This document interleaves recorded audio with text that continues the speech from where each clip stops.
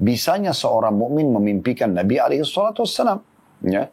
Kalau Anda tanyakan bagaimana caranya supaya mimpi Nabi SAW, sederhana saja sebenarnya.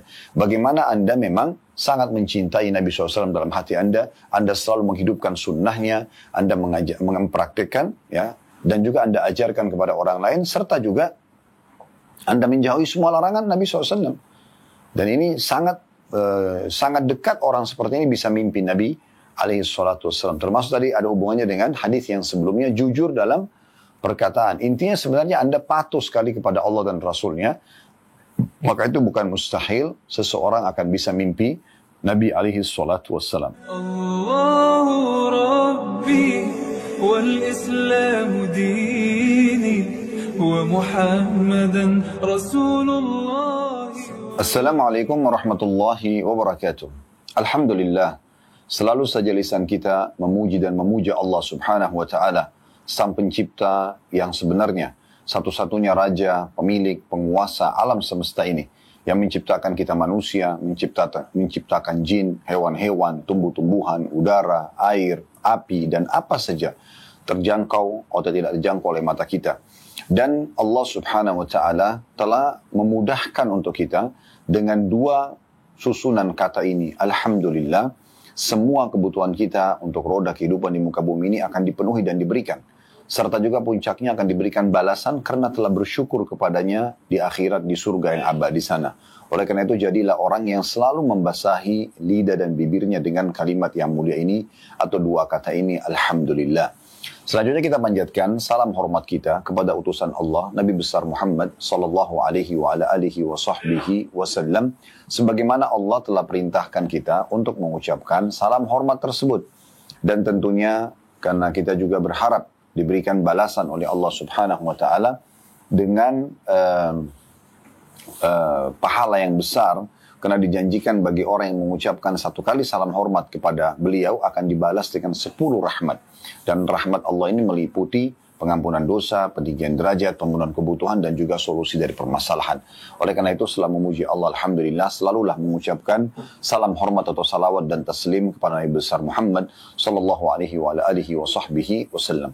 Baik teman-teman sekalian, ketemu lagi di Rabu siang hari untuk melanjutkan bedah buku yang mulia, Riyadhus Shalihin, tulis oleh Imam Nawawi rahimahullah.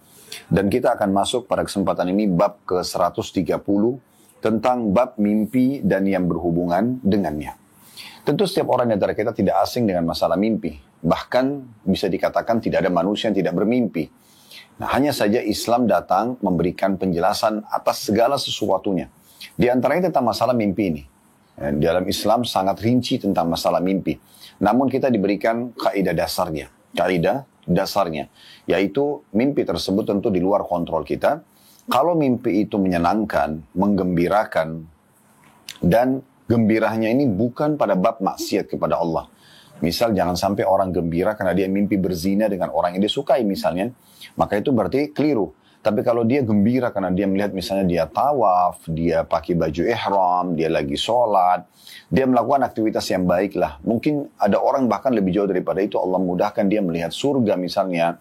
Ya, maka ini berarti hal-hal yang sangat baik. Ya. Atau misalnya mimpi tersebut membuat dia sadar dari kesalahannya. Ya, misalnya dia mimpi masuk ke neraka. Semua ini dikenal dengan ru'ya sadiqah atau mimpi yang benar dari Allah Subhanahu wa Ta'ala. Nah, mimpi seperti ini kita kalau terbangun harusnya kita menjalankan sunnah Nabi SAW, yaitu bersyukur kepada Allah karena Allah berikan mimpi tersebut. Dan tentu saja boleh kita ceritakan kepada orang lain. Tetapi kalau kita mimpinya menakutkan, mimpi buruk, ya, jatuh dari jurang, kepala seseorang putus misalnya, kemudian dia mengejar-ngejar kepalanya, atau yang sejenisnya, atau apa saja yang membuat dia ketakutan, yang ketakutannya ini bukan bab peringatan dari Allah seperti dilihat neraka misalnya, atau dia melihat siksa kubur, bukan seperti itu, tapi dia takut yang membuat dia khawatir melalui kehidupan. Dia takut dalam mengerjakan ibadah, misalnya bangun malam karena syaitan menakut-nakuti dia, seakan-akan ada syaitan di rumahnya yang membuat dia akhirnya khawatirlah kalau dia sendirian, ketakutan sendirian. Maka ini semua dari syaitan, dikenal dengan hilm. Nah, kalau Anda mimpi seperti ini, sunnah Nabi SAW, Anda membaca a'udzubillahi minasyaitonirrajim lalu meludah ke sebelah kiri 3 kali, tentu dengan tiupan saja. Ya, kurang lebih gambarannya seperti itu. Lalu kemudian jangan pernah diceritakan kepada siapapun. Nah, ini berhubungan dengan masalah mimpi dan bagaimana Islam menggambarkannya. Tentu tidak asing buat kita teman-teman sekalian, kisah yang paling masyhur dalam Al-Quran tentang masalah mimpi dan ahli dalam menakwilkan mimpi dari kalangan para nabi, yaitu Nabi Yusuf alaihissalam. Bagaimana salah satu mujizat Allah subhanahu wa ta'ala kepada beliau bisa mentakwilkan mimpi-mimpi. Dalam surah Yusuf digambarkan bagaimana beliau mentakwilkan tentang mimpi Raja Mesir pada saat itu, yang akhirnya karena berhasil menakwilkan mimpi ini dengan benar, raja tersebut menobatkan beliau, ya, atau memberikan beliau kedudukan di kerajaan Mesir pada saat itu. Nah, ini salah satu contohnya. Dan tentu Nabi Muhammad SAW sendiri tidak luput dari masalah takwil mimpi ini. Berapa kali Nabi SAW setiap habis subuh menanyakan, adakah seseorang yang terkait mimpi semalam? Lalu kemudian dia boleh menceritakan, dan Nabi SAW menjelaskan tentang masalah mimpi tersebut. Ada di antara sahabat yang mimpi baik, maka Nabi SAW menyampaikan itu berita gembira. Ada juga di antara sahabat yang pernah menyampaikan tentang mimpi buruknya, Nabi SAW lalu mengingatkan tentang agar dia jangan menceritakannya. Seperti misalnya sahabat yang mimpi melihat kepalanya putus, kemudian bergelinding, lalu kemudian dia mengejar kepalanya itu. Maka dia menceritakan kepada Nabi SAW, lalu Nabi mengatakan, janganlah seseorang dari kalian menceritakan permainan syaitan kepadanya dalam mimpinya. Nah, seperti itu kurang lebih gambaran umumnya. Nah, kalau Anda mimpi baik, Anda boleh ceritakan. Tapi juga perlu tambahi satu poin penting, ya. Anda hanya boleh menceritakannya kepada orang yang Anda cintai, yang Anda percaya. Tidak boleh menceritakan kepada semua orang. Karena bisa saja memunculkan hasad. Ya. Terjadi pada Nabi Yusuf alaihissalam. Waktu beliau mimpi melihat matahari, bintang, bulan sujud kepada beliau, maka Nabi Yakub ayahnya mengingatkan, jangan kau ceritakan. Bahkan kata Nabi Yakub kepada saudara-saudaramu sendiri, saudara kandungnya, ya. Karena nanti bisa saja mereka akan mengatur tipu daya karena merasa iri kepadamu. Jadi saudara pun belum tentu mencintai kita, gitu kan? Jadi kalau kita tahu dan kita pastikan orang ini memang terpercaya dan kita merasa ingin menyampaikannya, tidak ada masalah, ya. Begitu juga dengan orang mimpi Nabi Muhammad SAW. Ini satu berita yang luar biasa. Karena kalau orang melihat Nabi SAW, berarti melihat Nabi Muhammad SAW. Betul. Dan tidak mungkin syaitan menjelma jadi Nabi SAW. Hanya saja kita harus pertemukan dengan kriteria atau memang betul-betul ciri fisik Nabi SAW. Beliau jarbu, tidak terlalu tinggi dan tidak terlalu pendek. Kemudian pundak beliau lebar, dada beliau bidang. Jenggot beliau lebat sampai ke dadahnya, alaihissalam. Kemudian beliau memiliki mata yang besar, ya, alis yang tebal seperti busur panah. Beliau memiliki pipi, dahi, bibir semua yang memang pantas sekali dan pas sekali dengan wajah beliau, tidak bulat, tidak oval. Dan beliau sangat putih, saking putihnya pipi beliau kemerah-merahan, alaihissalam. Dan badan beliau umumnya dipenuhi dengan dilebati oleh bulu, misalnya dada, lengan, dan kaki. Nah, ini disebutkan ciri-ciri Nabi SAW. Jadi beliau sangat tampan, ya. Nah, jadi kalau ada orang mimpi, misalnya dalam mimpi itu ada bisikan itu adalah Nabi tapi ternyata kulitnya hitam, misal contoh. Atau orangnya pendek sekali, atau orangnya terlalu tinggi menjulang ke langit misalnya. Atau tidak berjenggot, nggak ada jenggotnya. Maka itu berarti bukan Nabi SAW, itu tipuan syaitan. Tapi kalau orang melihat seperti, ya, apa yang digambarkan tentang ciri fisik Nabi SAW, maka berarti itu adalah betul Nabi SAW.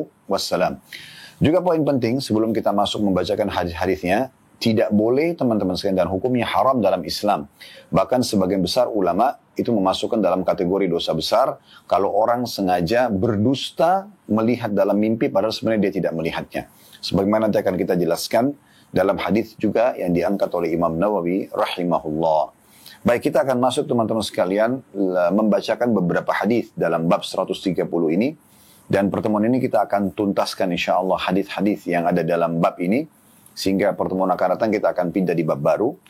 Di sini Imam Nawawi rahimahullah berkata bab mimpi dan yang berhubungan dengannya. Beliau mengangkat pertama dalil firman Allah subhanahu wa ta'ala dalam surah Ar-Rum ayat 23. Yang berbunyi, wa min ayati manamukum bil-laili wan nahar Dan di antara tanda-tanda kebesaran Allah ialah tidur kalian di waktu malam dan siang hari. Ya, jadi tidurnya kita itu tanda-tanda kebesaran Allah Subhanahu wa taala. Tidakkah Anda melihat bagaimana kita pada saat mengantuk, ya? Siapa yang ciptakan kita? Siapa yang ciptakan ngantuk itu? Dan kenapa harus solusinya tidur? Kita nggak bisa alihkan ke yang lain. Kalau kita ngantuk, apalagi sangat ngantuk berat, misalnya kita begadang semalam suntuk, kita pasti ngantuk. Nggak mungkin tidak. Dan itu sebuah sistem, ya. Maka pertanyaannya siapa yang ciptakan kita? Siapa yang ciptakan ngantuk itu? Dan siapa yang mengajarkan kita dan mengarahkan kita? Kalau ngantuk harus tidur. Tidak ada solusi lain. Nggak bisa makan, nggak bisa jalan, nggak bisa olahraga, harus tidur. Nah, pada saat kita tidur, kita tidak sadarkan diri. Kita tidak pernah tahu. Apalagi kalau sangat letih. Kita tertidur, apa yang terjadi pada diri kita, kita tidak tahu. Sampai dalam hukum Allah Subhanahu wa ta'ala, kata Nabi SAW, Rufi al-qalamu an thalath. Diangkat pena catatan amal dari 3 orang. Ya, di antaranya salah satunya, wa anin naimi hatta yastaikil. Dari orang yang tidur sampai dia bangun. Ya. Yang 2 tentunya tentang orang yang majnuni hatta yafiq. Orang gila sampai dia sembuh. Kemudian anil gulam hatta yahtalim. Atau anak kecil sampai dia balik. Tapi saksi bahasan kita dari 3 ini adalah orang yang tidur sampai bangun. Jadi kalau ada orang tidur, kemudian dia tidak sengaja mukul orang lain misalnya, maka itu tidak dijadikan sebagai sebuah patokan, ya, tidak dijadikan sebagai penyebab dia dihukum, kan gitu. Kalaupun itu dianggap pelanggaran di saat orang dalam kondisi tidak tidur. Jadi memang ini tanda-tanda kebesaran Allah Subhanahu wa taala yang luar biasa. Dalam sebuah hadis yang pernah kami dapatkan, kata Nabi SAW, orang kalau tidur itu ruhnya keluar dari tubuhnya, tapi ruh keluar ini bukan keluar seperti kalau dia meninggal dunia. Kata Nabi SAW, kalau Allah masih izinkan ruh itu kembali untuk melanjutkan sampai ajalnya datang, maka dia akan hidup kembali. Tapi kalau ajalnya sudah tiba, maka Allah akan menahan ruh tersebut sehingga dia tidak hidup lagi. Ya, makanya di antara doa bangun tidur, alhamdulillahilladzi ahyana ba'dama amatana wa ilaihin nusyur. Segala puji dan puja kehadirat Allah Subhanahu wa taala yang menghidupkan kami setelah mematikan kami dan kepadanya kami akan dikembalikan. Jadi memang di situ kita ya tidur. Ya, tidur itu bagian daripada seperti keluarnya ruh. Dan kata Nabi SAW, al-naumu akhul maut. Tidur itu adalah saudaranya mati. Ya, cuma bedanya, kalau kita belum datang ajal, maka Allah masih kembalikan ruhnya. Nah, ini gambaran tentang masalah mimpi. Dan tidur bagian daripada tanda-tanda kebesaran Allah Subhanahu wa ta'ala. Baik, beliau mengangkat hadis pertama teman-teman dalam bab ini. Hadis ini urutannya 842 dari awal belajar. Ya. Berbunyi dari Abu Hurairah radhiyallahu anhu, beliau berkata, aku mendengar Rasulullah sallallahu alaihi wasallam bersabda, "Lam yabqa minan nubuwati illa al-mubasysyirat." Qalu wa mal mubasysyirat? Qala ar-ru'ya as-salihah. Kata Nabi SAW, tidak ada yang tersisa dari kenabian kecuali berita yang menggembirakan. Maka kata para sahabat, apa berita yang menggembirakan itu ya Rasulullah? Kata Nabi SAW, mimpi yang benar. Hadis ini diriwayatkan oleh Imam Bukhari. Dari hadis ini teman-teman kita langsung saja mengorek faedah dan manfaat yang bisa diambil. Yang pertama adalah adanya selesainya masa kenabian dengan diutusnya Nabi Muhammad SAW. Karena beliau adalah khataman nabiyyin, penutup para nabi-nabi dan rasul. Ya, yaitu sesuai dengan sabda beliau sendiri. Dan juga dalam ayat-ayat Al-Quran banyak atau ada disebutkan ya. Karena dalam Al-Quran dikatakan khataman nabiyyin, dia penutup para nabi. Begitu juga dengan hadis-hadis Nabi SAW yang beliau mengatakan wa ana khatamun nabiyyin wala nabiyya ba'di, dalam beberapa riwayat. Saya penutup para nabi dan tidak ada ya nabi setelahku lagi. Ya, ini berarti menjelaskan memang beliau mengatakan lam yabqa minan nubuwah, tidak ada lagi kenabian. Gitu kan. Ya, sudah tidak ada nabi setelah beliau, tidak ada lagi mukjizat para nabi. Nah, kemudian itu pelajaran pertama. Pelajaran kedua, ada tersisa yang bisa dijadikan sebagai pegangan, ya, mubasyirat, yang bisa membawakan berita gembira untuk orang-orang beriman. Seperti dia mimpi masuk ke dalam surga, dia mimpi melihat Ka'bah, ya, dia mimpi apalah, dia sedang duduk menuntut ilmu. Pokoknya dia sedang mengerjakan kebaikan-kebaikan. Itu namanya mubasyirat. Dan dibahasakan sini oleh Nabi SAW, ar-ru'ya as-salihah, mimpi yang baik. Nah biasanya mimpi-mimpi yang baik ini sangat berhubungan sekali teman-teman dengan amal soleh kita. Sangat berhubungan sekali dengan amal soleh kita. Jadi kalau kita makin dekat dengan Allah, makin baik level iman kita, ya makin baik amal soleh kita, maka makin benar mimpi tersebut. Tapi kalau orang itu jauh dari agama, maka tidak bisa dijadikan pegangan mimpi dia. Apalagi kalau dia mengekspos dia mimpi ini dan mimpi itu, maka tidak bisa jadi patokan. Terlebih lagi kalau sudah dikatakan dukun misalnya, nah itu sudah jauh lagi karena memang mereka syirik kepada Allah Subhanahu wa ta'ala. Nanti akan kita bacakan hadis yang berhubungan dengan masalah itu tentunya. Baik, itu pelajaran yang bisa diambil dari hadis yang pertama dalam bab kita dan urutan 842 dari awal belajar. Dua buah faedah tentang selesainya masa kenabian dengan diutusnya Nabi Muhammad SAW, dan yang kedua adanya mimpi yang benar dari orang-orang beriman yang itu bisa dijadikan sebagai pegangan. Ya. Selanjutnya hadits nomor 2 dalam bab ini, dan ini urutan 843 dari awal belajar, berbunyi dari Abu Hurairah radhiyallahu anhu bahwa Nabi SAW bersabda, "Idza iqtaraba az-zamanu lam takat ru'yal mu'mini takdzib wa ru'yal mu'mini juz'un min 46 juz'an min an-nubuwah." Ya. Artinya hadits ini, jika kiamat, kata Nabi SAW, telah dekat, maka mimpi seorang mukmin hampir tidak pernah salah. Dan mimpi seorang mukmin adalah satu bagian dari 46 bagian dari kenabian. Hadis ini diriwayatkan oleh Bukhari dan Muslim. Bagi teman-teman yang pegang bukunya bisa lihat muttafaqun alaih, maksudnya disepakati oleh Bukhari dan Muslim. Dalam riwayat yang lain, asdaqukum ru'ya, asdaqukum haditha. Orang yang paling benar mimpinya adalah orang yang paling benar ucapannya. Nah, paling jujur ucapannya. Baik. Hadis ini teman-teman sekalian memberikan gambaran kepada kita atau pelajaran yang luar biasa yang harus kita fahami berhubungan dengan masalah mimpi. Yang pertama faedahnya, kalau kiamat itu sudah dekat. Jadi ini bukan menakut-nakuti tentunya teman-teman sekalian, karena banyak sekali ya tanda-tanda kiamat sudah nampak dan juga masih ada yang belum nampak. Tetapi Nabi SAW sudah sampaikan kepada kita umat Islam, hitunglah 6 hal termasuk ya tanda-tanda kiamat. Di antaranya 3-nya itu sudah berlalu dan Nabi sebutkan berhubungan dengan beliau semuanya. Lahirnya aku, diutusnya aku, meninggalnya aku. 3-tiganya sudah terjadi. Di lahirnya Nabi SAW, tanda-tanda kiamat. Diutusnya beliau, tanda-tanda kiamat. Meninggalnya beliau, tanda-tanda kiamat. Ini sudah terjadi semuanya. Ya. Baru kemudian beliau sebutkan yang lainnya, gitu kan? Pembebasan Baitul Maqdis terjadi di masanya Umar bin Khattab. Tersebarnya taun, ya, wabah pes itu juga terjadi di masa Umar bin Khattab, gitu kan. Jadi memang ada tanda-tanda yang sudah nampak, gitu ya, dan cukup banyak tanda-tanda yang nampak. Kemudian adanya juga termasuk tanda kiamat, menyebarnya Islam dan banyaknya umat Islam berkuasa. Kita tahu berapa ratus tahun, ya, bahkan bisa dikatakan ribuan tahun umat Islam berkuasa ya. Dari masa Nabi SAW sekarang sudah tahun 1445 Hijriah. Dan kita lihat umat Islam, walaupun di masa kita sekarang berada di negeri masing-masing, tetapi umat Islam berjaya. Ya, artinya ada umat Islam, mereka bisa beribadah di sebagian wilayah, kayak misalnya di Gaza, di Palestina. Semoga Allah angkat permasalahan mereka, penjajahan yang sedang menimpa mereka, dan Allah berikan mereka kemenangan. Allahumma amin. Tapi umumnya kayak di Indonesia, Malaysia, Brunei misalnya ya, Saudi, di Timur Tengah secara umum, di Turki, di mana-mana, di Pakistan ya, umat Islam hidup ya. Di Afrika Selatan misalnya Mesir, Tunis, Jazair, Maroko ya. Bahkan di negara-negara yang umat Islam pun tidak memimpin, seperti di Eropa, di Amerika, mereka juga ada dan eksis ya di situ. Mereka bisa beribadah, mereka bisa lakukan ketaatan kepada Allah Subhanahu wa taala. Mereka juga dikenal ya.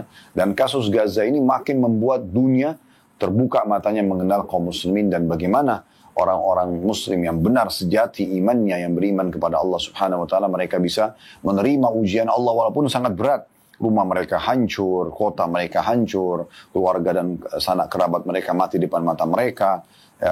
Tapi subhanallah mereka masih mengatakan alhamdulillah. Sebagaimana tidak asing dalam cuplikan-cuplikan yang bisa kita lihat di masa kita sekarang. Nah ini pelajaran yang luar biasa yang bisa kita ambil dari hadis ya. Dari banyak tanda-tanda kiamat. Tentu masih ada tanda kiamat yang belum terjadi. Seperti tentu ada yang sudah terjadi seperti terhalalkannya minuman keras ya. Seperti di masa sekarang tuh minuman keras sudah kayak biasa saja.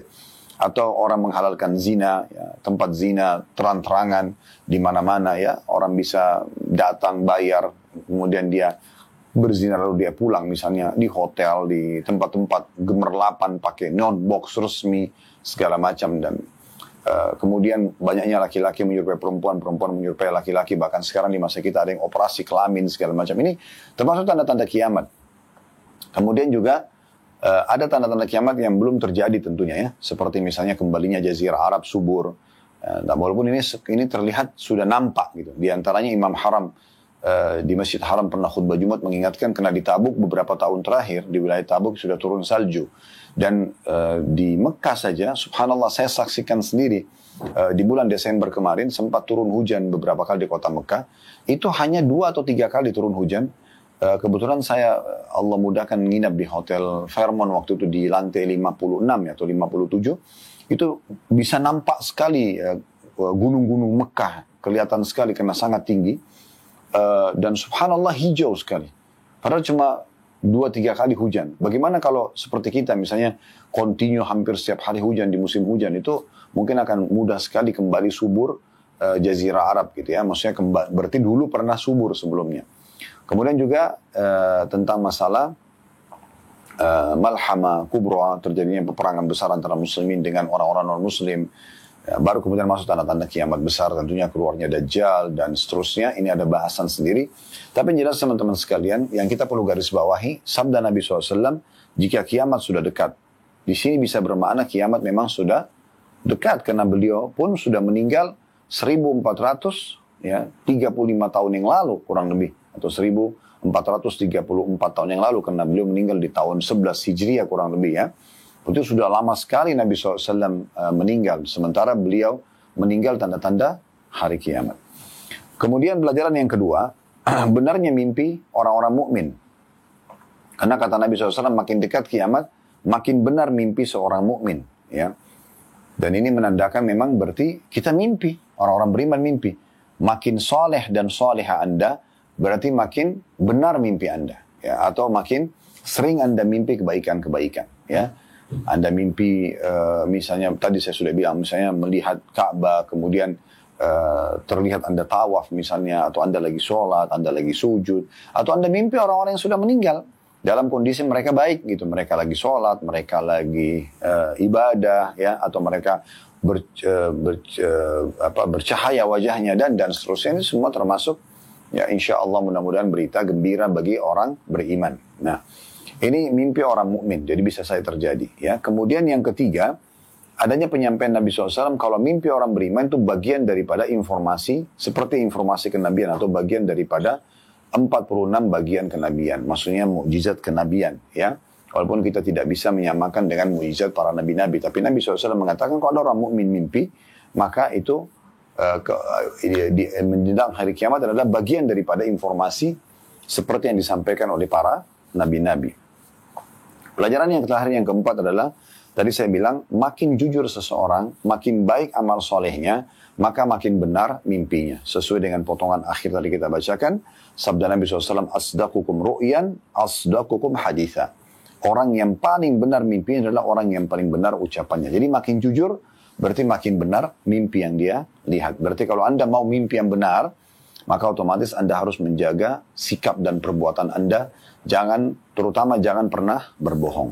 Baik, kita masuk hadis ketiga dalam bab kita, urutan 844 dari awal belajar, berbunyi dari Abu Hurairah radhiyallahu anhu, beliau berkata, Rasulullah sallallahu alaihi wasallam bersabda, "Man ra'ani fil manami fasayarani fil yaqadha, au ka'annama ra'ani fil yaqadha, la yatamatsalu asyaitanu bi." Barang siapa yang melihatku dalam tidur, maka dia akan melihatku dalam keadaan sadar, atau maksudnya seakan-akan melihatku dalam keadaan sadar, karena syaitan tidak bisa menyerupai diriku. Hadis ini diriwayatkan oleh Bukhari. Nah, ini sempat tadi saya singgung di pembukaan materi kita, teman-teman sekalian, kalau masih ingat ya. Kalau yang belum ikut, maka saya ingatkan kembali. Tadi kami sempat menyinggung kalau salah satu mimpi baik atau ru'ya salihah atau sadiqah, ru'ya atau mimpi yang salihah, yang benar, yang baik, atau ru'ya salihah, mimpi yang jujur, adalah seseorang melihat Nabi alaihi salatu wassalam. Tetapi harus sama dengan kriterianya Nabi, benar betul-betul seperti itu. Boleh berkulit putih, pipinya kemerah-merahan. Jadi kalau Anda lihat orang kulit hitam mengaku Nabi, itu bukan, gitu kan. Beliau juga orangnya badannya sangat kekar. Nah, ini juga maksudnya jenggotnya lebat sampai ke dadahnya, ya. Ini semua penyebutan yang perlu digarisbawahi, ya. Rambutnya juga tidak keriting, tidak juga lurus sekali, ya. Jadi sedikit berombak. yang kadang-kadang sampai ke kuping atau sampai ke pundak beliau sallallahu alaihi wasallam. Nah, kalau ada ciri-ciri ini berarti memang itu adalah Nabi alaihi salatu wassalam. Dan di sini kita bisa ambil pelajaran bahwasanya yang pertama, bisanya seorang mukmin memimpikan Nabi alaihi salatu wassalam. Ya.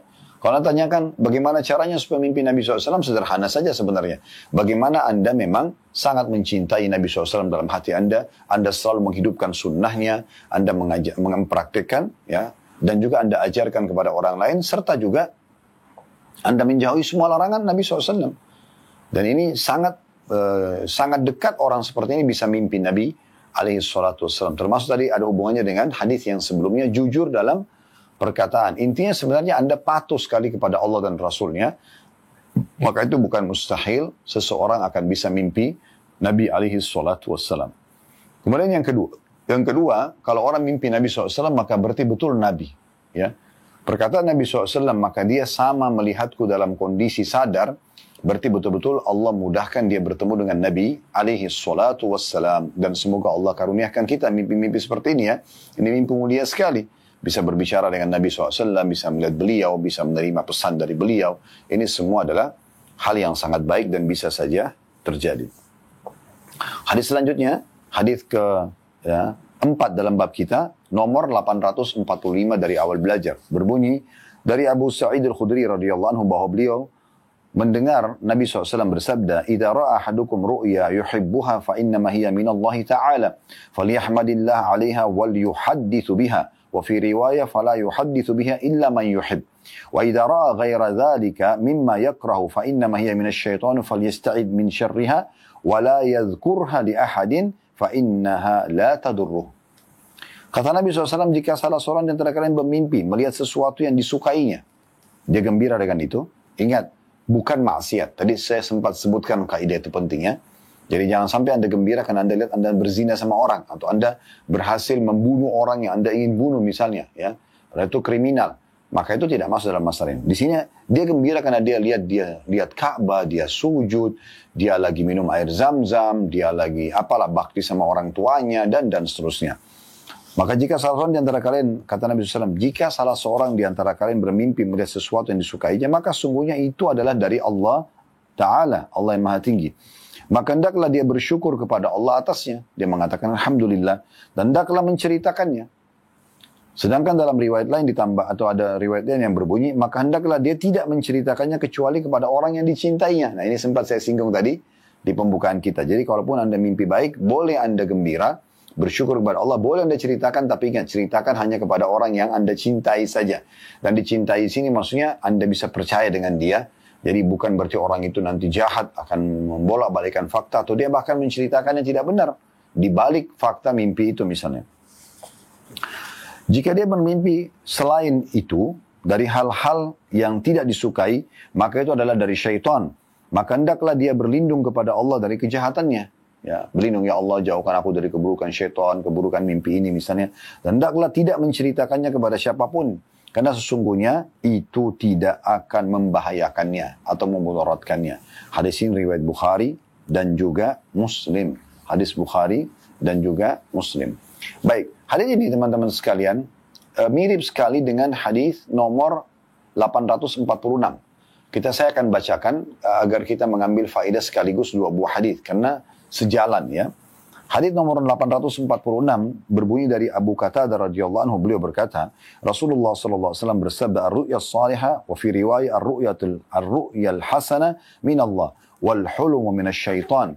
Faman ra'a syai'an yakrahu falyanfuth 'an shimalihi thalathan wal yata'awwadh min asy-syaitan fa innaha la tadurru."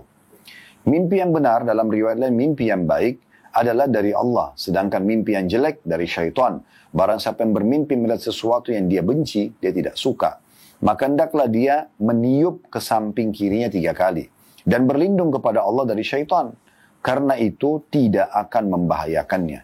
Hadis ini diriwayatkan oleh Bukhari dan juga Muslim.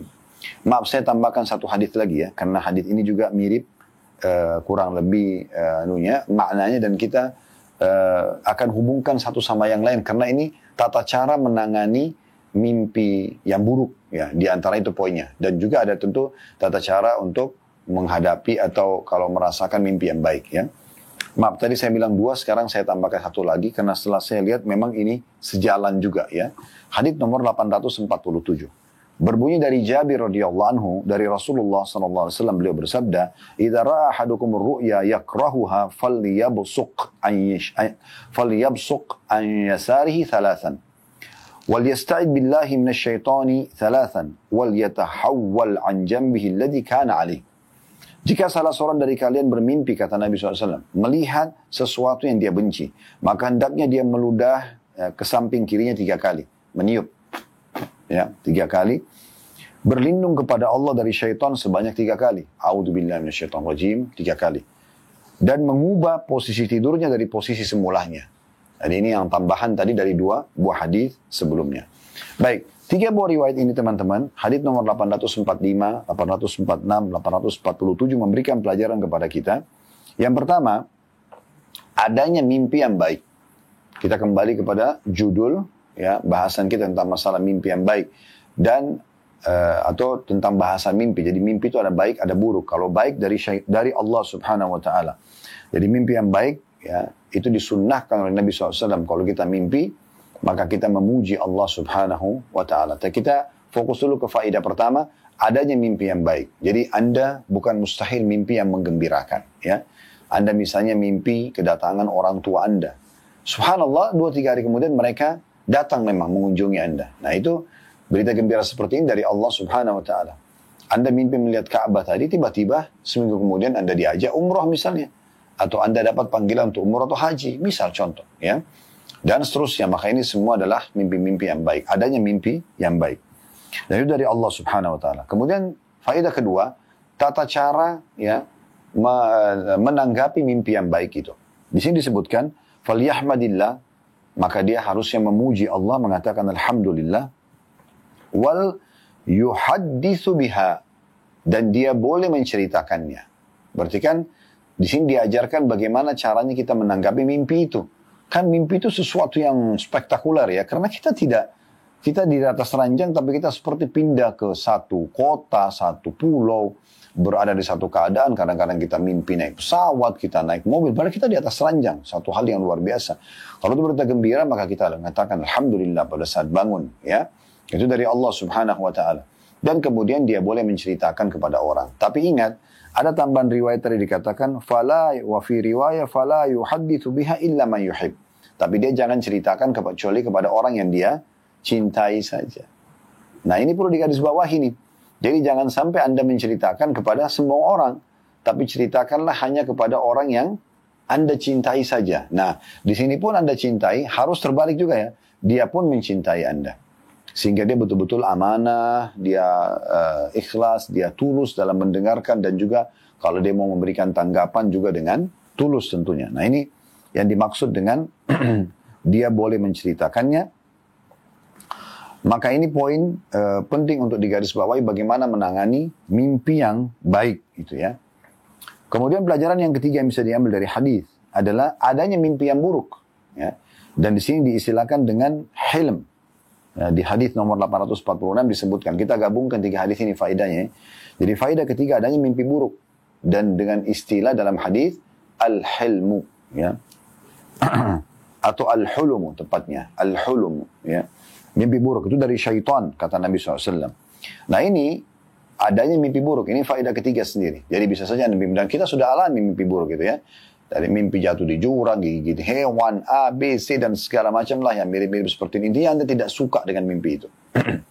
Makanya dari syaitan. Pelajaran keempat dari hadis, bagaimana menanggapi mimpi buruk itu. Nah, sini dipandu. Mimpi buruk itu adalah, di sini disebutkan, dia harus yanfus an shimalihi thalatha. Dia meniup sebelah kirinya ya 3 kali, gitu kan? Di sini sebagian ulama menghubungkan dengan hadits nomor itu 846, 847 dikatakan falyabsuq ya, atau dia meludah ke sebelah kirinya. Berarti kalau kita gabungkan tiupan yang diikuti dengan sedikit air ludah. Ya, jadi bukan meludah besar, tapi dia meludah ke sebelah kiri. Ini mirip dengan hadis tentang kalau kita dalam sholat terganggu oleh syaitan, hadis Utsman bin Abi Mad'un radhiyallahu anhu, Nabi SAW ajarkan dia pada saat dia mengatakan, ya Rasulullah, saya kalau sholat sering menghayal, digoda oleh syaitan. Kata Nabi SAW, kalau itu datang padamu, bacalah a'udzubillahi minasyaitonir rajim, lalu tiuplah ke sebelah kiri 3 kali. Nah, tiupnya itu tidak harus dia mengalihkan wajahnya, tapi dia cukup meniup, tetap dia arah wajah ke depan, tapi seperti lidahnya keluar sedikit dan meniupkan ke sebelah kirinya 3 kali. Nah, seperti itu kurang lebih gambarannya. Nah, ini cara menangani yang pertama, dan ini faedah keempat dari hadis, adanya cara menangani mimpi buruk, yaitu meniup atau meludah ke sebelah kiri 3 kali, kemudian beristi'adzah, ya, berlindung kepada Allah dari keburukan syaitan. Dalam itu riwayat nomor 847, 800 ya 45 itu adalah berlindung dari keburukannya mimpi itu sendiri. Ya, 845 falyasta'id min syarriha. Dia berlindung dari keburukan mimpi itu. Kalau 846 dan 847 falyasta'id minasyaitan, maka dia berlindung dari syaitan. Intinya sebenarnya dua-duanya masuk ya, karena semua keburukan datangnya dari syaitan. Kita tinggal baca a'udzubillahi minasyaitonir rajim. Nah, sebagaimana kita meniup 3 kali ke sebelah kiri dengan sedikit diikuti ludah tadi, maka kita juga baca a'udzubillahi minasyaitonir rajim 3 kali. Nah, di sini juga ada tambahan sedikit faedah penting. Jadi kalau Anda merasa digoda oleh syaitan, jangan cukupkan dengan 1 kali saja isti'adzah. Jangan cuma bilang a'udzubillahi minasyaitonir rajim. Selama masih ada bisikan dan godaan untuk melakukan pelanggaran agama, ulang-ulangi sampai hilang dari Anda. Ya, karena makna a'udzubillahi minasyaitonir rajim adalah aku berlindung kepada Allah dari syaitan ar-rajim. Ar-rajim maksudnya yang dipana dengan panah api oleh para malaikat. Jadi kalau Anda baca itu seakan-akan memang Anda berlindung kepada Allah, minta agar Allah mendatangkan malaikat yang memanah syaitan-syaitan itu. Ya, sebagaimana dalam surah Al-Mulk Allah mengatakan tentang bintang-bintang, wa ja'alna rujuman lisyayatin, dan kami jadikan bintang-bintang itu sebagai alat-alat rajam ya, untuk membakar para syaitan-syaitan tersebut. Nah, ini tata cara ya yang kedua. Jadi kan ini faedah keempat ya, adanya panduan untuk menanggapi ya mimpi yang buruk. Ya, ada 3 cara. Yang pertama kita meludah sebelah kiri 3 kali. Kemudian yang kedua berlindung dari syaitan. Ya. Kemudian yang ketiga kita yatahawwal an jambihi alladhi kana alaih. Dia mengubah posisi tidurnya. Nah, di sini ada sebagian ulama memberikan gambaran. Umumnya orang kalau mimpi buruk itu memang karena dia tidurnya tidak sesuai dengan sunnah Nabi SAW. Apa sunnah Nabi kalau tidur? Balik sisi kanan. Meletakkan telapak tangan kanan di bawah pipi, kan gitu. Jadi kalau ada orang balik misalnya sisi kiri, apalagi kalau dia tengkurap, karena tengkurap itu kata Nabi SAW adalah tidurnya penghuni neraka, gitu kan? Atau tidur yang paling Allah benci dalam riwayat yang lain. Jadi kalau orang tidur tengkurap misalnya itu memang lebih dekat untuk mimpi buruk. Jadi kita harus membiasakan anak-anak kita ataupun kita sendiri agar menghindari tidur tengkurap kecuali dalam kondisi tertentu. Anda sedang berobat, sedang dipijit atau apa ya. Itu mungkin, ya, atau mungkin ada luka di punggung Anda tidak bisa tidur terlentang, ataupun Anda tidur misalnya sisi kanan, tapi memang karena ada luka tidak memungkinkan misalnya, maka itu berbeda. Ya, kasus itu kasuistik tentunya. Tapi kita bicara globalnya. Nah, ini tata cara untuk menghindar dari mimpi yang buruk. Disebutkan 3 cara. Ingat selalu ini, ya, meludah ke sebelah kiri 3 kali. Dengan tadi sudah kami praktikkan tata caranya, kemudian baca a'udzubillahi minasyaitonir rajim 3 kali, kemudian mengubah posisi tidur. Nah, terutama Anda jalankan posisi tidur sunnah Nabi SAW, yaitu Anda balik sisi kanan. Nah, ini penting sekali untuk dipraktikin teman-teman sekalian. Nah, ini kita bisa ambil pelajaran dari 3 hadis sekaligus, 845, 846, dan 847. Terakhir teman-teman sekalian, hadis dalam bab ini adalah hadis nomor 848. Berbunyi dari Abu Al-Asqa, Wasila bin Al-Asqa radhiyallahu anhu, beliau berkata, Rasulullah sallallahu alaihi wasallam bersabda, "Inna min a'zamil fira an yadda'i ar-rajulu ila ghairi abi, aw yuriya 'ainahu ma lam tara, aw yaqula ala Rasulillah sallallahu alaihi wasallam ma lam yaqul." Hadis ini riwayat Bukhari. Terjemahannya teman-teman sekalian, sesungguhnya kata Nabi SAW termasuk kebohongan yang paling besar, berat dosanya, berat hukumannya, ya, adalah seseorang menasabkan dirinya kepada selain bapaknya. Ini larangan pertama. Ini kebohongan dusta paling besar. Yang kedua, atau mengaku melihat dengan matanya padahal tidak. Ya, maksudnya bohong dalam mimpi di sini. Kemudian yang ketiga, berkata atas nama Rasulullah SAW apa yang tidak beliau ucapkan. Nah, kita tutup dengan hadis ini, teman-teman sekalian, baru kemudian kita buka pertanyaan setelah ini ya.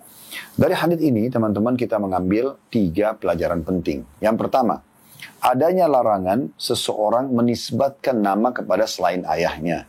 Nah, ini bab ini khusus ya, menyinggung tentang masalah pentingnya seorang muslim peduli dengan nasabnya. Anda harus tahu siapa ayah Anda, siapa kakek Anda. Kalau perlu sampai beberapa nama ke atas. Di antaranya ada riwayat yang dinukil dari Nabi SAW, telusurilah jalur nasab kalian, ayah, kakek, ayahnya kakek, kakeknya kakek, dan seterusnya, karena itu akan memudahkan kalian silaturahim. Ya. Bisa saja Anda jalan atau berteman atau partner bisnis ya, dengan seseorang, ternyata itu adalah sepupu Anda. Anda ketemu di kakek atau di ayahnya kakek misalnya. Punya hubungan kekerabatan. Sementara kata Nabi SAW, siapa yang ingin diluaskan rezekinya, dipanjangkan umurnya, maka dia silaturahim. Makanya ada hubungan dengan rahim.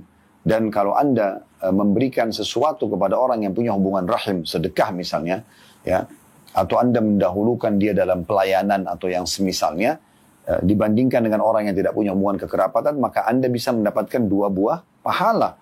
Pahala sedekahnya dan pahala silaturahimnya. Ya. Bahkan kepada suami pun sama atau kepada istri sama. Hadits Ibnu Abdullah bin Mas'ud yang masyhur radhiyallahu anhu dalam hadis sahih, di mana istri beliau memang bernama Zainab, orang kaya, dan Zainab mengatakan, saya ingin sekali mengeluarkan uang saya, maksudnya untuk sedekah atau ya yang saya keluarkan dari harta Allah ini, saya ingin berikan kepada Anda. Si istri bilang sama suaminya, kalau saya dibolehkan dalam agama, saya akan kasih kepada Anda. Kalau tidak, maka saya akan alihkan kepada orang lain. Bisa nggak Anda tanya kepada Nabi SAW? Maka kata Abdullah bin Mas'ud radhiyallahu anhu, engkau saja yang bertanya. Maksudnya di sini, beliau juga punya harga diri. Nggak mungkin lah, masa dia yang mau dikasih sama istrinya, dia yang datang tanya kepada Nabi. Maka Zainab pun, sang istri radhiyallahu anha, pergi ke rumah Nabi SAW dan menemukan ada satu wanita lain dari Ansar bernama Zainab juga kebetulan, dan punya kasus yang sama. Dia orang kaya, dia ingin memberikan uangnya kepada suaminya. Gitu kan, dia mau tanya secara hukum. Maka pada saat itu Bilal kebetulan bersama Nabi SAW, dan Bilal langsung mengatakan, ya, bahwasanya Nabi SAW menyampaikan kepada kalian berdua, kalau kalian berikan kepada suami kalian, maka kalian mendapatkan 2 pahala. Pahala sedekahnya dan pahala silaturahimnya. Nah, begitu juga orang yang punya kekerabatan secara umum. Gitu ya. Jadi, pelajaran pertama adalah kita bagaimana menjaga nasab kita. Terutama ayah. Nah, ini penting sekali ya. Tentu dalam hal pelayanan, kita dahulukan ibu. Dalam hal pelayanan, sekali lagi ya. Ibu kita mengatakan, nak tolong ambilin saya minum. Nak tolong ambilin saya makan misalnya. Itu boleh kita dahulukan ibu dibandingkan ayah. Ayah misalnya mengatakan juga, nak tolong ambilin ayah makan. Tapi bersama dengan ibu minta, kita dahulukan ibu kita dalam pelayanan. Tapi ingat, ada beberapa hal yang merupakan hak mutlak punyanya ayah. Tidak boleh ada campur tangan ibu di situ. Yang pertama itu nasab. Seburuk-buruk ayah Anda, tetap dia adalah ayah Anda. Tetap harus namanya melekat dengan nama Anda. Tidak boleh sama sekali diubah. Di Indonesia ada terjadi bahkan orang begitu menikah, dia menghapus nama ayahnya diganti dengan nama suaminya. Nggak boleh ini dalam Islam. Walaupun ayah kita itu orang buruk. Ikrimah bin Abi Jahal radhiyallahu anhu. Ini sahabat Nabi yang mulia. Ayahnya Abu Jahal. Sampai Nabi SAW berikan julukan Abu Jahal dengan ya Fir'aunnya umat ini. Coba bayangkan. Tapi tidak pernah Nabi SAW bilang kepada dia setelah dia masuk Islam, hai Ikrimah, karena ayahmu orang buruk, pembenci Allah dan Rasulnya, ubah nasabmu. Enggak. Tetap dipanggil Ikrimah bin Abi Jahal. Kan begitu. Jadi tidak ada urusannya sama sekali dengan penghapusan nasab. Itu penjahatnya umat ini. Apalagi kalau ayah Anda hanya sekedar pemabuk. Hanya sekedar misalnya membuang Anda dari kecil. Itu lebih ringan daripada perbuatan Abu Jahal yang setiap hari memerangi Nabi SAW. Memerangi agama Allah. Dan sampai terbunuh di perang Badar dalam kondisi kafir.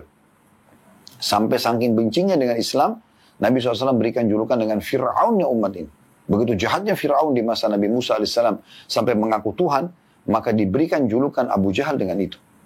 Tapi begitu anaknya masuk Islam bernama Ikrimah, ya, di pembebasan kota Mekah, maka tetap saja nasabnya kepada Ikrimah bin Abi Jahal. Apalagi ayah Anda. Ya. Apalagi kalau cuma sekedar 1-2 permintaan Anda belum dipenuhi oleh ayah Anda. Ini tidak ada hubungannya. Ini hak mutlak. Walaupun ibu Anda yang mengandung Anda 9 bulan tetap nasab kepada sang ayah, si pemilik sperma. Karena dasarnya manusia itu berada di sperma. Sel telur itu hanya kantongnya saja, gitu kan. Maka ini tidak boleh orang menghapus nasab ayahnya. Ini hati-hati, ya. Kemudian yang kedua, yang merupakan hak ayah adalah kewalihan pernikahan. Jadi wanita tidak boleh menikah tanpa izin ayahnya. Mutlak. Walaupun ibunya setuju. Kan banyak terjadi di Indonesia begitu ya. Sang laki-laki ini melamar seorang wanita di ayah si wanita tadi. Tapi ternyata ayahnya tidak setuju. Ya. Lalu kemudian dia mendekati ibunya si calon istrinya ini untuk mencari keridoannya, dan akhirnya sang ibu ini ridho, merasa puas karena diberikan hadiah atau dilobi lah atau apa saja, sehingga akhirnya dia setuju. Dan dipaksakanlah pernikahan terjadi walaupun ayah tidak setuju. Ini nggak boleh. Kata Nabi SAW dalam riwayat, ya, ayyumma imra'atin angkat nafsa bighairi idni waliyu fanikahuha batil atau kama qala Nabi SAW. Wanita manapun yang menikahkan dirinya tanpa izin walinya, nikahnya batal, yang gitu. Jadi tidak boleh sama sekali. Nah, ini dua hal yang merupakan mutlak haknya ayah. Ya, semoga ini bisa difahami baik-baik. Jadi tidak boleh. Ini termasuk kedustaan yang paling besar orang kalau mengubah nasab. Nah, juga perlu saya tambahkan di sini, jangan sampai Anda mengambil anak angkat, kemudian Anda karena tidak punya anak, lalu Anda mengganti nasab anak-anak angkat Anda kepada Anda. Ini nggak boleh sama sekali. Apa yang Anda mau kejar? Dunia ini sebentar kita lalui. Kalau Allah sedang uji Anda dengan tidak diberikan anak, terima saja. Anda mau anak angkat, oke, anak angkat ambil yang jelas nasabnya siapa. Tapi mungkin mereka orang susah, tapi tetap Anda pastikan dan jangan hapus nasab orang tuanya. Biarkan dia juga berbakti pada orang tuanya. Nah, ini penting sekali untuk digarisbawahi. Karena pernah terjadi kasus, saya pernah menasihatkan seseorang, semoga Allah maafkan ya, beliau sudah meninggal. Karena dia termasuk orang mampu, dia sama istrinya merasa terpukul bertahun-tahun menikah nggak punya anak, maka dia mengambil anak angkat, tapi tidak jelas anak siapa, cuma diberikan di jalan, kemudian diambil, lalu kemudian dinasabkan kepada dia. Dia sempat tanya kepada saya sebelum meninggal, subhanallah, bahkan sempat umroh dengan saya. Kemudian saya jelaskan tidak boleh, ya, jangan, tetap nasabnya kepada orang tuanya, gitu kan? Jadi jangan sampai. Tapi Allahu a'lam, saya tahu tetap berjalan, akhirnya dengan harapan nanti harta mereka warisan jatuh kepada si anak ini. Itu tidak boleh, ya. Tidak boleh sampai menghapus. Ini pelajaran pertama dari hadis. Pelajaran kedua, ini jadi saksi bahasan kita tentang haramnya seseorang, dan ini termasuk dusta yang paling besar, menceritakan kalau dia mimpi padahal sebenarnya tidak mimpi. Ya, apalagi kayak misal contoh, ada kan mimpi tentang Rasulullah SAW, itu kan besar banget itu ya. Sesuatu yang sangat besar gitu, artinya, siapa yang tidak bangga mimpi Nabi. Tapi dia supaya punya nama di masyarakat atau di orang-orang sekitar, dia mengatakan, tadi malam saya mimpi Nabi, padahal sebenarnya tidak. Nah, itu contoh. Atau saya lihat Ka'bah, atau saya lihat begini dan begitu, padahal sebenarnya itu semua tidak terjadi. Maka ini menjadi pendustaan ya, yang sangat besar. Makin sering banyak dia sebarkan, maka makin besar dosa yang dia dapatkan. Berarti hukumnya haram, karena di sini Nabi SAW mengatakan adalah ya a'zamul fira, dusta yang paling besar. Pelajaran ketiga yang bisa diambil dari hadis, dan ini penutupannya adalah tidak bolehnya seseorang berdusta atas nama Nabi alaihi salatu wassalam. Tidak boleh orang mengatakan Nabi SAW bersabda, tapi Nabi tidak bersabda. Ya, jadi kecuali misalnya ada keadaan di mana orang pernah mendengar sesuatu, dia dengar dari hadis Nabi SAW, lalu dia mengatakan, saya pernah dengar seperti ini, Nabi SAW bersabda begini misalnya, contoh, dan dia punya keyakinan itu benar, karena dia dengar dari seseorang yang bisa dipercaya, itu berbeda, karena dia bukan sengaja untuk mendustakan, dan ternyata terbukti hadis itu tidak benar misalnya. Kalau dia tidak bermaksud, tidak ada masalah. Dan pada saat sampai kepadanya hujjah atau argumentasi, tidak boleh akhi, tidak boleh ukhti, itu hadis palsu misalnya, itu tidak benar. Dia langsung menariknya, maka itu dia tidak kena dosa ini. Tapi yang dimaksud adalah orang yang sengaja. Rasulullah bersabda, padahal sebenarnya tidak ada. Ya, semoga Allah berikan hidayah dan Allah mudahkan kita menjauhi tentunya yang seperti ini ya. Memberikan hidayah orang-orang yang telah melakukannya, dan juga kita dijauhkan dari hal-hal seperti ini. Dan semoga yang kita ucapkan hanya selalu saja sesuatu yang baik dan benar ya.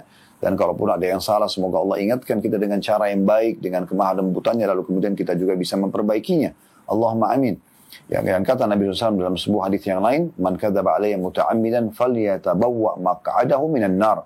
Siapa yang berdusta atas namaku secara sengaja, mengatakan Nabi bersabda tapi Nabi tidak bersabda, maka dia tinggal pilih tempatnya di neraka. Dia tinggal pilih tempatnya di neraka. Jadi ini bahasan kita teman-teman sekalian, dan insya Allah kita ke depannya akan pindah ke kitab salam. ya, kitab nomor 5 dalam Riyadhus Shalihin ini. Dan kita mulai melanjutkan nanti bab nomor 131 lanjutan, tapi sudah dalam kitab salam, yaitu bab keutamaan salam dan perintah menebarkannya. Baik teman-teman sekalian, ini bahasan kita pada kesempatan ini. Semoga saja apa yang kita bahas hari ini bermanfaat buat kita semuanya. Semoga seluruh amal-amal yang pernah kita kerjakan, yang sedang kita kerjakan, yang akan kita kerjakan sampai menjelang ajal dan nanti diterima dengan pahala yang sempurna. Dan semoga saja semua dosa tidak terkecuali besar ataupun kecil, sengaja tidak sengaja yang pernah kita lakukan, semuanya dimaafkan oleh Allah Subhanahu Wa Taala. Bahkan kita berharap Allah gantikan menjadi pahala dengan izinnya. Dan semoga saja Allah Subhanahu Wa Taala menolong dan menyelamatkan kemerdekaan, persatuan dan kesatuan kita. Allah berikan kita pemimpin yang terbaik, yang menurutnya tentunya, sebagaimana kita tahu kita baru menyelesaikan Pilpres. Semoga Allah selamatkan negeri kita, Allah berikan kemenangan kepada kaum muslimin dan negara kita dari segala mara bahaya, ya, segala niat-niat orang buruk misalnya. Dan juga semoga Allah SWT menjadikan contoh negara kita untuk negara-negara yang lain. Serta juga semoga Allah memakmurkan, melunasi utang negara kita. Allahumma amin. Juga teman-teman sekalian, kita selalu berdoakan saudara kita di Gaza, secara khusus di Palestina, ya, secara umum, dan di mana saja mereka sedang tertindas. Semoga Allah ikhlaskan niat mereka, terima para syuhada mereka, mulakan Islam di tangan mereka dan tangan kita semua. Dan semoga Allah ikut sertakan kita bersama mereka di pahala, baik dengan doa, dengan harta, juga dengan jiwa kita. Dan semoga Allah Subhanahu Wa Taala dengan kemahamurahannya, yang saya yakin sedang melihat kita sekarang, karena Dia maha melihat, mendengar, karena Dia maha mendengar dan mengetahui apapun isi hati kita, karena Dia maha mengetahui, agar menyatukan kita semua di surga Firdausnya tanpa hisab, dan juga dengan derajat yang paling tinggi yang Allah berikan. Allahumma amin. Kalau benar dari Allah, kalau salah dari saya, mohon dimaafkan. Subhanakallahumma bihamdika, asyhadu an la ilaha illa anta astaghfiruka wa atubu ilaik. Wa sallallahu ala nabiyyina Muhammadin wa alihi wa sahbihi wasallam. Wa akhiru da'wana alhamdulillahi rabbil alamin. Wassalamualaikum warahmatullahi wabarakatuh.